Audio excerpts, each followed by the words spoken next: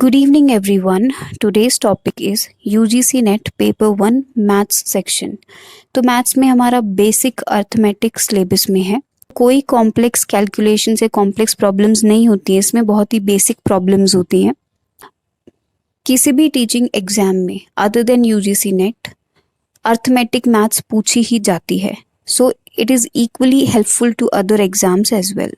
तो यहाँ पे हम 10 क्वेश्चंस करेंगे अलग अलग कंसेप्ट और टॉपिक्स में से, और इनके रिपीट होने के चांसेस बहुत ज़्यादा हैं क्योंकि हर बार होते हैं repeat.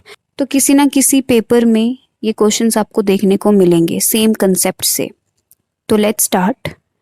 Question number 1 is the monthly income of a person in the year 2020 was 65,000। तो इसमें हमें क्या बता रहा है कि 2020 में एक आदमी की जो सैलरी है वो है 65,000 और उसका मंथली एक्सपेंडिचर यानी कि खर्चा 2020 में वो है 45,000 पर मंथ। 2021 में his monthly income increased by 15%, यानी कि 15% सैलरी बढ़ गई और जो खर्चा है वो 7% बढ़ गया। तो क्वेश्चन में पूछा है कि what is the percentage increase in his savings. तो देखो 2020 में इनकम थी 65,000 और एक्सपेंडिचर कितना था, खर्चा 45,000। तो सेविंग कैसे निकल सकती है, जब हम अपनी सैलरी में से खर्चे को माइनस कर देंगे तो वो सेविंग निकल जाएगा। So income minus expenditure, that is 65,000 minus 45,000। तो सेविंग निकल गई 20,000। 2020 की सेविंग है 20,000।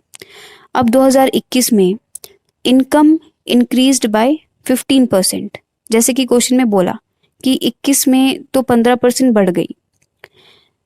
तो अब हम इसको कैसे निकाल सकते हैं कि 65,000 का 15% निकाल लें और फिर उसको 65,000 में ऐड कर दें। तो ये तो हमें पता है कि परसेंटेज हटा के अपॉन 100 लग जाता है, राइट, और ऑफ का मतलब इनटू ही होता है। तो 15/100 इंटू 65,000, तो 65,000 का 15% हो गया 9,750। तो न्यू इनकम कैसे हो जाएगी, 65,000 प्लस 9,750। सो 2021 में नई इनकम बनी 74,750। अब इतने सारे स्टेप्स को हम एक स्टेप में कर सकते थे कि 15% बोला है तो हम सीधा ये लिख सकते हैं 65,000 इंटू 115/100। ना 115 इसलिए क्योंकि जो परसेंटेज होता है ना वो हमेशा 100 में ऐड होता है। सो 115/100, तो सीधा न्यू इनकम आएगी। नाउ एक्सपेंडिचर भी बढ़ा है, सो एक्सपेंडिचर इंक्रीज बाय 7%।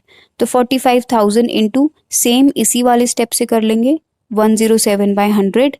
तो नया एक्सपेंडिचर हमारा निकल जाएगा 48,150। इसको सॉल्व करोगे तो 48,150 आंसर आएगा। नाउ अब 2021 की सेविंग्स कितनी है, जो भी हमारी सैलरी बनी 74,750, उसमें से जो भी हमारा खर्चा बना 48,150 माइनस कर देंगे तो सेविंग्स आ जाएंगी 26,600। ठीक है, 2021 की। नाउ सेविंग में कितना इंक्रीज है, हमने देखा था कि 2020 की सेविंग्स थी हमारी 20,000, 2021 की है 26,600। तो इंक्रीज कैसे निकल जाएगा, माइनस कर दो, 26,600 माइनस 20,000, सो इंक्रीज इज 6,600। अब क्वेश्चन में ना परसेंटेज पूछा है कि कितना परसेंटेज इंक्रीज हुआ। तो परसेंटेज इंक्रीज निकालने के लिए सेविंग्स में कितना इंक्रीज हुआ और divided by old savings. Old savings इसलिए, अब देखो 20,000 पे ही तो 6,600 बढ़ा है ना। तो जब भी हम परसेंटेज निकालते हैं तो हम ये देखते हैं कि किस वैल्यू पर बढ़ा है, राइट। तो 20,000 में जब हम 6,600 ऐड कर रहे हैं वही तो इंक्रीज है। सो दैट्स वाई यहाँ पे ओरिजिनल वैल्यू आती है। सो 6,600 डिवाइडेड बाय 20,000 इंटू 100, क्योंकि हमें परसेंटेज निकालना है। So answer is 33%। Question number 2 is 5/9 of a number is equal to 25% of a second number। तो हमने यहाँ नीचे लिख लिया कि 5/9 of first number is equals to 25% of second number। तो अगली लाइन में है second number is equal to 1/4 of a third number। Same second number is equal to 1/4 of third number। Then the value of the third number is 2960. Third number की value दी हुई है 2960. तो question में पूछा है कि how much is the 30% of the first number. First number का 30% कितना है. तो यहां से हम देखेंगे कि थर्ड नंबर दिया हुआ है तो सेकेंड नंबर निकल जाएगा. थर्ड नंबर की वैल्यू हम यहाँ पुट करेंगे. सो 1/4 इंटू 2960, आंसर इज 740. तो सेकेंड नंबर कितना निकल जाएगा 740. तो यहाँ से अब फर्स्ट नंबर भी निकल जाएगा.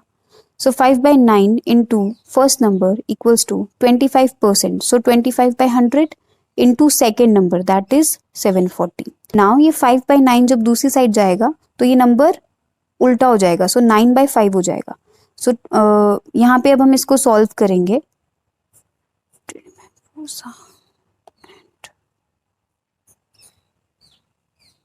नाउ आगे जब सॉल्व करोगे 37 इंटू 9 तो आंसर आएगा 333.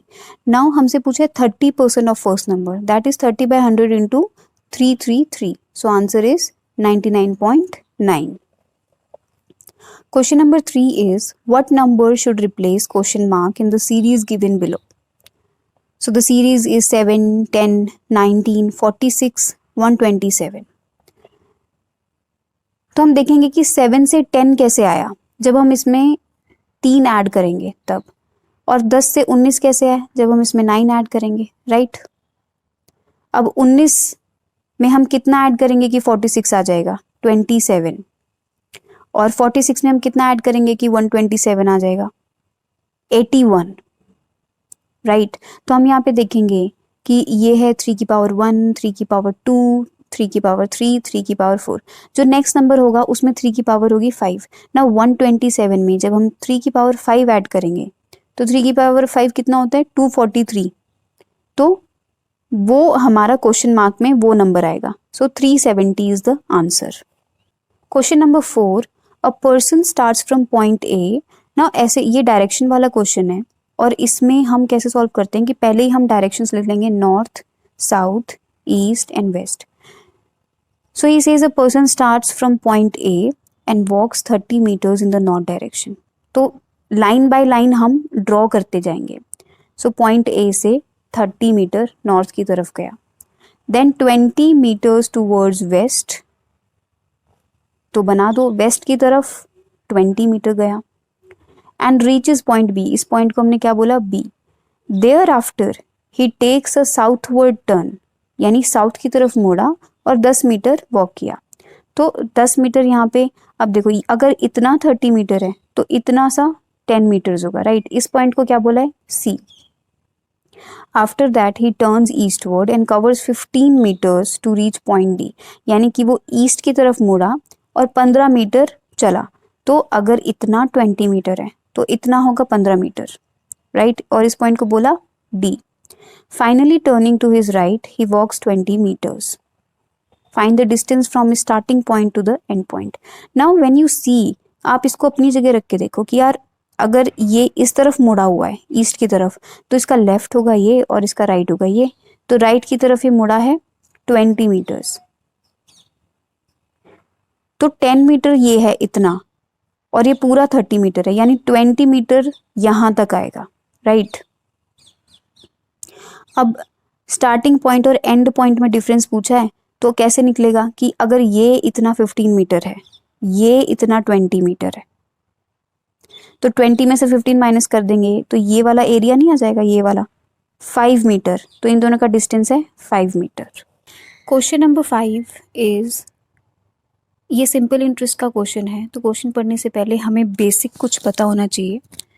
तो सिंपल इंटरेस्ट का फॉर्मूला है P into R into T upon 100. यहाँ पर P is for principal amount, R is for rate of interest, T is for time period and SI is for simple interest. जैसे कि हमारे पास 10,000 रुपये हैं और एक साल में हम 10,000 रुपये पर 100 रुपये इंटरेस्ट पे कर रहे हैं. तो यहाँ पर 10,000 हो जाएगा प्रिंसिपल अमाउंट, 100 रुपये हो जाएगा सिंपल इंटरेस्ट एंड एक साल हो जाएगा time period. Now our rate of interest is किस रेट पर वो इंटरेस्ट लग रहा है, दैट इज 6%, 7%, कोई भी रेट हो सकता है. अनदर थिंग इज, अगर हम प्रिंसिपल अमाउंट में सिंपल इंटरेस्ट ऐड करते हैं, यानी कि 10,000 में हमने 100 रुपये ऐड कर दिए, तो हमारे पास क्या आ जाएगा फाइनल अमाउंट, कि हमने 10,000 100 रुपये हमने पे करे हैं, तो फाइनल अमाउंट हो जाएगा 10,000 100। तो इसको हम सिंपल अमाउंट लिखते हैं। Now the question is an amount of rupees 8,500 becomes rupees 9,500 in 3 years time at some simple rate of interest. How much? Okay, तो जो पहला पार्ट है उसमें ये बताया कि 8,500 रुपये बन गए 9,500 3 साल में, ठीक है। तो यहाँ पर हम देख रहे हैं कि 8,500 क्या हो जाएगा हमारा प्रिंसिपल अमाउंट, और 9,500 जो भी है वो फाइनल अमाउंट है।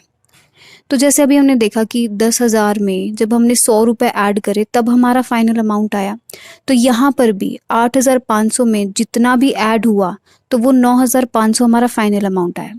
तो क्या 9,500 में से 8,500 माइनस करेंगे तो क्या हमारा इंटरेस्ट आ जाएगा? बिल्कुल आ जाएगा। तो ये हमारा आया 1,000 रुपये 3 साल का इंटरेस्ट, ठीक है। अब हम इसको सीधा फॉर्मूले में पुट करेंगे कि सिंपल इंटरेस्ट हमें पता है 1,000 इक्वल्स टू प्रिंसिपल अमाउंट है 8,500, रेट हमें पता नहीं है, 3 इयर्स दिया हुआ है अपॉन 100। ना इसको सॉल्व कर लो, जितना सॉल्व होता है जितना कटता है, मतलब डेसिमल में नहीं लेके आना इसको, ठीक है, वो हम आगे सॉल्व कर लेंगे। Next part of the question is how much the amount of rupees 10,200 will become in 5 years at the same rate of simple interest, यानी कि 10,200 5 साल में कितना बन जाएगा same rate of simple interest पे। तो यहाँ पे हमें सिंपल इंटरेस्ट नहीं पता, हमें टोटल अमाउंट बतानी है। तो simple interest is equals to हमारे प्रिंसिपल अमाउंट यहाँ पर हो गई 10,200 इनटू रेट हमने निकाला हुआ है, क्योंकि उन्होंने बोला है कि सेम रेट पर ही है, तो ये वाला रेट हम यहाँ पे लिख देंगे 200 अपॉन 17 इंटू 3 इंटू 5 years दिया हुआ है अपॉन 100। इसको सॉल्व करेंगे तो यहाँ पे देखो 17 6 is 102 कट गया, देन 3 2 6, सॉल्व करके वी गेट 2,000। तो इन्होंने फाइनल अमाउंट पूछी हुई है, तो इसलिए 10,200 प्लस जो हमारा इंटरेस्ट लगा है 2,000 equals to 12,200 is the correct answer. Now next question is in a test consisting of 150 questions. ये है परसेंटेज का क्वेश्चन, ठीक है। सो 150 क्वेश्चंस है, 1 मार्क का एक क्वेश्चन है। So Rishabh answered 80% of the first 75 questions correctly, यानी कि 150 में से जो पहले 75 क्वेश्चन हैं उसमें ऋषभ ने 80% सही किया है। What percent of the other 75 questions does he need to answer correctly to score 60% overall? तो जो बचे हुए 75 क्वेश्चंस हैं उसमें ऋषभ को कितना परसेंटेज सही करना है कि ओवरऑल स्कोर जो है हमारा 60% हो जाए। यानी कि 150 क्वेश्चन है, हमने पेपर अटेम्प्ट किया, तो हमें जो हमारा टोटल स्कोर है ना वो 60% आ जाए, राइट। तो जो हमें नहीं पता उसको हम x ले लेंगे। तो मान लेते हैं कि x% ऑफ अदर 75 क्वेश्चंस हमने सही करने हैं, मतलब ऋषभ ने सही करने हैं। तो क्वेश्चन के हिसाब से 80% ऑफ 75 ये उसने सही कर चुके हैं, ठीक है, प्लस जो हमने सही करने हैं तो x% of 75 is equal to, मतलब जब हम इसको कंबाइन करें पहले 75 क्वेश्चन और बाद के 75 क्वेश्चन के परसेंटेज को जब हम कंबाइन करें तो वो टोटल 60% आए ऑफ 150 क्वेश्चंस, ओके। तो यहाँ पे इसको सॉल्व करेंगे 80/100 into 75 plus x/100 into 75 equals to 60/100 into 150। तो 80 इंटू 7, यहाँ पे क्या करेंगे एलसीएम ले लेंगे 100 इस तरफ, तो 80 into 75 is 6,000 plus 75x upon 100 equals to 60 into 150 is 9,000 upon 100। 100 से 100 कट जाएगा, will solve it and answer will come 40%। तो 40% हमने बचे हुए 75 क्वेश्चन में सही करना है ओवरऑल स्कोर 60% लाने के लिए। Question number 7, the simple interest. Now simple interest के कंसेप्ट हम कर चुके हैं, वही जो बेसिक फॉर्मूला है, तो ये क्वेश्चन आराम से सॉल्व हो जाएगा। The simple interest on a sum of money, यानी कि जो सिंपल इंटरेस्ट है किसी भी अमाउंट पे, मतलब सम ऑफ मनी मतलब कोई अमाउंट है, इज 1/9 ऑफ द प्रिंसिपल। तो वो क्या है 1/9 है प्रिंसिपल का simple interest, and the number of years is equal to rate % per annum, यानी कि जो रेट % है वो टाइम पीरियड के बराबर है, ठीक है, दोनों का सेम वैल्यू है, तो रेट परसेंट बताना है। तो जैसे ऊपर मतलब वही लिखते जाएंगे, तो क्वेश्चन की लैंग्वेज ही लिखेंगे कि simple interest is equal to 1/9 ऑफ प्रिंसिपल। रेट हमें दे रखा है टाइम पीरियड के बराबर, क्योंकि हमें रेट निकालना है तो हम टी को भी आर ही लिखेंगे, क्योंकि हमें दोनों ही नहीं पता, ना रेट पता है ना टाइम पीरियड पता है, तो हम टी को भी आर लिख देंगे क्योंकि वैल्यू तो सेम है। तो फॉर्मूले में पुट करते हैं, simple interest is 1/9 into P equals to P into R into T को भी हम क्या लिख रहे हैं, आर अपॉन 100। सो ये आ जाएगा 100/9 equals to R square, square हटाएंगे तो यहाँ रूट लग जाएगा, इस साइड 100/9 का रूट। तो जब हम बाहर निकालेंगे तो क्या आएगा, 100 का स्क्वायर रूट होता है 10, 9 का होता है 3, तो हमारे पास रेट कितना आ जाएगा 10/3। इसको पॉइंट में लाना है तो वही कर दो डिवाइड, 33.3 समथिंग आ जाएगा, यही हमारा आंसर है। तो ये इतना सिंपल है, simple interest. Question number 8, a man who can swim. Now ये है बोट्स एंड स्ट्रीम का क्वेश्चन, ये स्पीड टाइम डिस्टेंस के अंडर आता है। तो इसमें बेसिक फॉर्मूला जो हमें याद रखना है ना, वो है speed it is equals to distance upon time. दूसरा जो बोट्स एंड स्ट्रीम में कंसेप्ट है, downward speed and upward speed. तो डाउनवर्ड स्पीड मतलब कि जिस भी दिशा में पानी फ्लो कर रहा है उस दिशा में स्पीड, वो है डाउनवर्ड स्पीड। और अगर पानी के फ्लो के अगेंस्ट जो स्पीड होगी वो होती है अपवर्ड स्पीड। तो डाउनवर्ड स्पीड का है स्पीड ऑफ पर्सन, की एक पर्सन की भी स्पीड होती है कि वो कितनी तेजी से स्विम कर सकता है, राइट। तो speed of person plus speed of current, current है यहाँ पर फ्लो, पानी का बहाव कितनी तेजी से है, तो speed of current. Upward speed इसी का उल्टा, speed of person minus speed of current. Now the question is, a man who can swim 48 meter per minute in still water. Still water है यहाँ पे ठहरा हुआ पानी, जहाँ पे कोई फ्लो है ही नहीं पानी का, ठीक है, वो होता है still water. Swims 200 meter against the current and 200 meter with the current. यानी कि स्टिल वाटर में जब पानी का अपना कोई फ्लो नहीं है, तो इसका मतलब जो मैन है उसकी स्पीड दी हुई है 40 मीटर पर मिनट, ठीक है, without any flow of water. अब ये जो बंदा है ये 200 meter against the current swim करता है और 200 meter with in the direction of the current swim करता है। अब जो उसने अपवर्ड जितना उसने टाइम लिया होगा स्विम करने में और जितना उसने विद द फ्लो जा करके जो उसने टाइम लिया होगा, उसका डिफरेंस दिया हुआ है हमें 10 minutes. So if the difference between these two times is 10 minutes, then what is the speed of the current. Speed of current हमें निकालनी है, ठीक है। तो जो हमें नहीं पता उसको हम क्या मान लेते हैं, x। Let speed of current it is equals to x meter per minute. Now meter per minute क्यों, क्योंकि क्वेश्चन में सब कुछ मीटर पर मिनट में, इसलिए। तो यहाँ से हम निकालेंगे डाउनवर्ड स्पीड, क्योंकि स्पीड ऑफ पर्सन हमें दी हुई है 48 और स्पीड ऑफ करंट हमने मान लिया x। Upward speed 48 minus x। Now क्योंकि हमें टाइम का डिफरेंस दिया हुआ है तो टाइम क्या हो जाएगा, डिस्टेंस अपॉन स्पीड, क्योंकि स्पीड क्या था, डिस्टेंस अपॉन टाइम, ठीक है। तो हम अपवर्ड वाला टाइम निकालते हैं पहले। 200 हमारा है डिस्टेंस और स्पीड हमने निकाल ली थी downward speed 48 minus x, minus क्योंकि जब वो अगेंस्ट द करंट गया होगा तो उसको टाइम ज़्यादा लगा होगा, ऑब्वियस है, ठीक है। फ्लो में कम स्पीड लगी होगी, मतलब कम टाइम लगा होगा फ्लो में क्योंकि स्पीड ज़्यादा होगी। माइनस नाउ डाउनवर्ड के लिए 200 is the distance and speed is 48 plus x, it is equals to 10, क्योंकि हमें डिफरेंस ये दिया हुआ है। नाउ इसके आगे हम ऑप्शन से सॉल्व करेंगे, जितने भी ऑप्शंस हैं उसको x की जगह रख दो, क्योंकि अगर हम ऐसे सॉल्व करेंगे ना तो इसमें इक्वेशन बनानी पड़ेगी, फिर उस इक्वेशन को सॉल्व करना पड़ेगा, तो वहाँ पे मिस्टेक होने के चांसेस हैं, ठीक है। तो ऑप्शन जैसे इसमें एक ऑप्शन था 32, तो हम क्या करेंगे, x की जगह हम 32 पुट करते हैं। So 200 upon 48 minus 32 minus 200 upon 48 plus 32 equals to 10। तो 48 माइनस 32 यहाँ पे हो जाएगा 16 माइनस यहाँ पे 48 प्लस 32 हो जाएगा 80। तो इसको जब हम पूरा कट करेंगे ना तो आंसर 10 इक्वल्स टू 10 ही आएगा। तो इसका मतलब क्या है कि ये बिल्कुल सही है। तो 32 is the right answer. Question number 9, 3 numbers are in the ratio of 2:5:6। तो ये है रेशियो एंड प्रोपोर्शन का question and their sum is 663। Find the 3 numbers। तो ये जो 2:5:6 है ना, ये रेशियो है, ये नंबर नहीं है। तो जब हम इसको नंबर करेंगे तो हम क्या बोलेंगे, let the numbers are 2x 5x 6x। मतलब जब हम रेशियो से हटाते हैं तो हम उसको x लिख देंगे, ठीक है।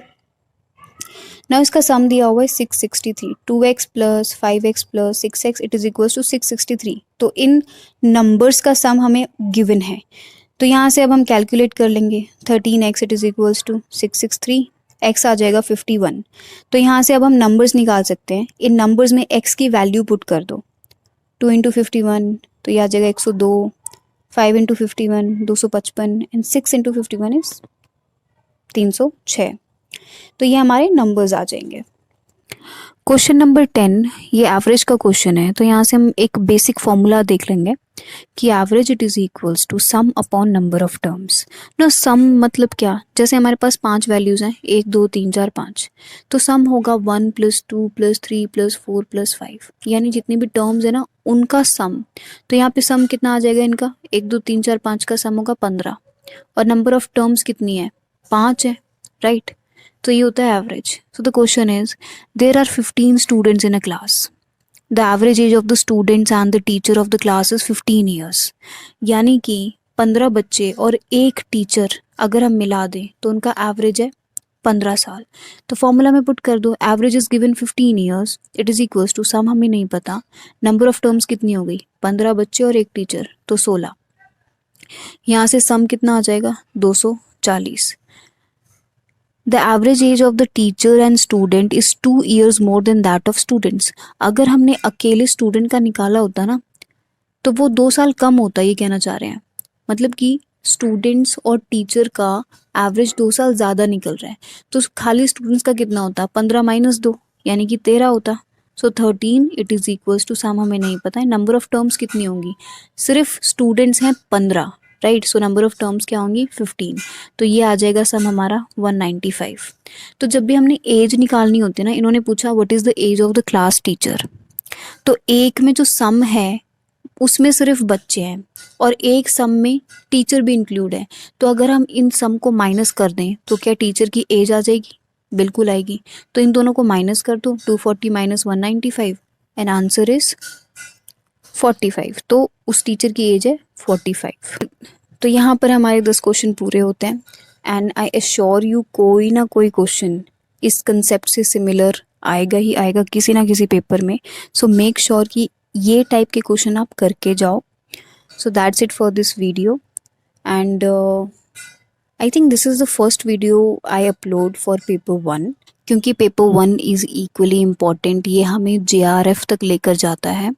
So thank you for watching and do subscribe for latest updates. और इन क्वेश्चंस में से कोई भी डाउट अगर हो जाता है कि ये कैसे हुआ वो कैसे हुआ, तो उसको कमेंट सेक्शन में डाल दो, मैं बता दूंगी। Will meet in next video.